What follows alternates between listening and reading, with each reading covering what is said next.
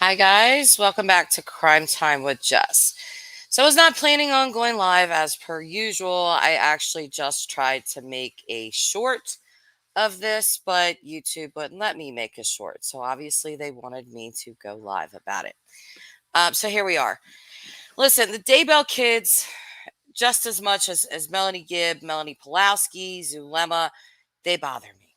Okay. Because all of these people have some sort of guilty knowledge in varying degrees. But the Daybell kids in particular, this is their mother that, put in their whole lives. And it's like they're so insanely brainwashed. Maybe I could see hi, Aqua, maybe I could see if they really didn't know anything. And then after all of this came to light, and then, they were like, oh my God, screw our dad. But that's not what happened. They knew. They knew about all kinds of stuff. They knew about the crazy dark light. We find out in court today that they knew that Chad was going off to get married in Hawaii. Before anyone else, they were aware. Okay. And then they still have the audacity to go on national television and say, our dad was framed. Well, if your dad was framed, by who? Lori, who Emma Daybell still allegedly has contact with? If she was, think about this logically. If your dad, Emma Daybell, and the rest of the Daybell kids that are full grown adults, if your dad was framed by Lori or Alex, Lori has been convicted of conspiracy to kill your mother, right? But you still talk to her. So you're still talking to the person that you know conspired to kill your mother. And who did she conspire with? Alex. So her and Alex just took out your mom without your dad knowing. And make this make sense. Make this make sense because they had to know more. So I'm not going to, make a long thing of this. But we are going to watch from today's trial. This is Chad's brother-in-law. He was married to, or is married. I'm sorry. He's married to Tammy's sister. So Tammy and her sister Samantha were like lifelong best friends. Her testimony was very emotional today, very powerful, emotional testimony. But so this is her husband. And, he formed a friendship with Chad as his brother in law. But you're going to hear him talk about what Chad said about his kids and knowing about him getting married. So let's let him talk. He needed to call our in-laws and let them know.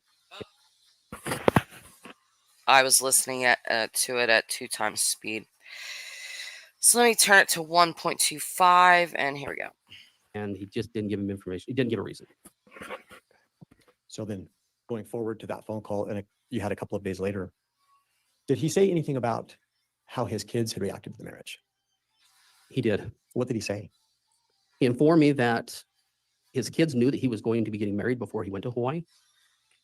And what was your thought at that point? My thought was, and I did ask him, how did they keep that a secret? And one of the answers the answer troubled me because he said, my kids are good at keeping secrets. Did he explain what he meant by that? My kids are good at keeping secrets. Well, just tell them too, Chad. I mean, honestly, this whole family, number one, can we just talk about again, and I've talked about this in my other live stream about the Daybell kids, but Mark decided that he wasn't even going to come home. He didn't even come back for his mother's funeral.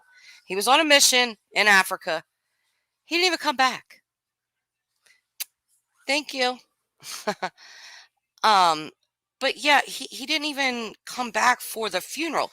After the funeral, Chad and all the kids, grandma. But they go to Lori's house for cookies. I would like to know exactly when the Daybell kids knew of Lori. I mean, Chad married her within 2 weeks of Tammy being murdered.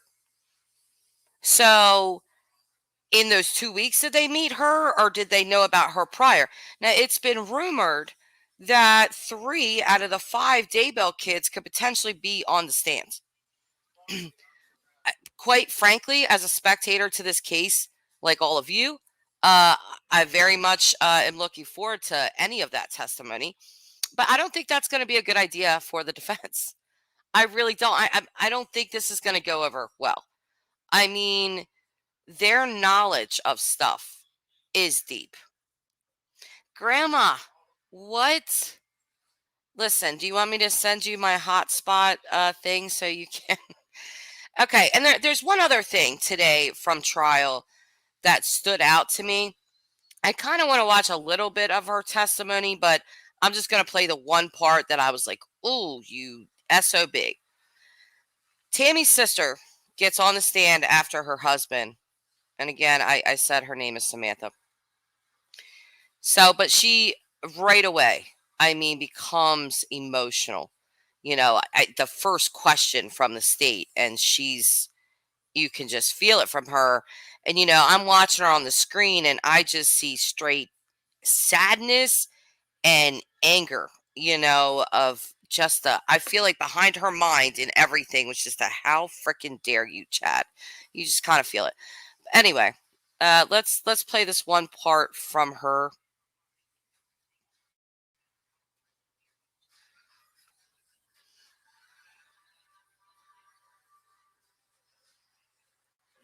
Can you continue? What did Chad say? Chad said to the court.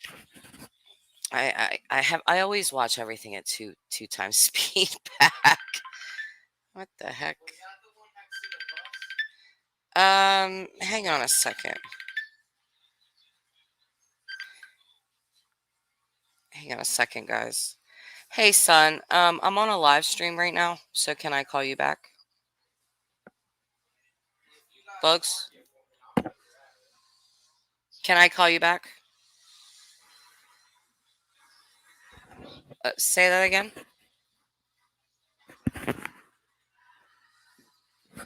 Okay, I really cannot hear you. So I'm going to call you back. I love you. It's not good quality. And I have no idea why my child wants to call me through Facebook. I always get weirded out when people call me through Facebook. Like, just if you have my phone number, just call me. Okay. You know? But anyway, okay. So here is Tammy's sister. And it's very telling. It's very telling. Let's listen to what she has to say. Turner told him that she looked peaceful and that it looked like natural causes. So they said they weren't going to. He also stipulated that it would be a cost of $1,500 for him to do so, and it would hold things up. And they wanted to get the funeral done quickly. Do you recall when the funeral was? Tuesday, And she passed away on a Saturday? correct. Did that seem fast? Yeah, And where was Tammy buried? in Springville, Utah. Did that surprise you? Yes, it did, And why was that? because she resided in Rexburg with Chad and her children. And I asked Chad in that same phone call, why are you burying her in Springville when you all live in Rexburg? And he told me, we are covered with snow and ice for most of the year, and you will take good care of her. What a gem of a guy. Was there anything that struck you as odd about Tammy's headstone? Yes, he requested that his name not be on it. He requested that his name not be on it. Just let that sink in for a moment. Her husband of 3 decades requests not to be on her headstone. And I'm going to let this play for a minute because she's going to, you know, really explain why.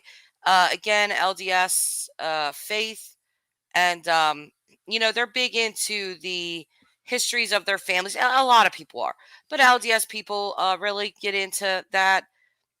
And so I want to let Tammy's sister talk a little longer here.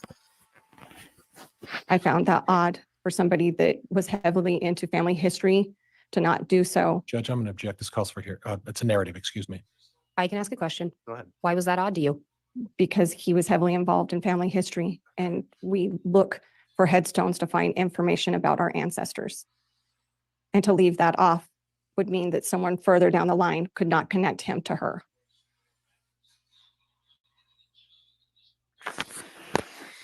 Pure disgust. I mean, I can't say.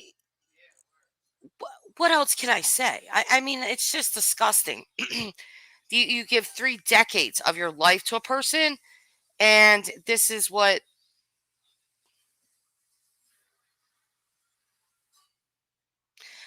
Oh, okay. Well, I love you too. You can't be on this live stream, son, please. We're gonna have to stop. Jace, you cannot be on this live stream, please.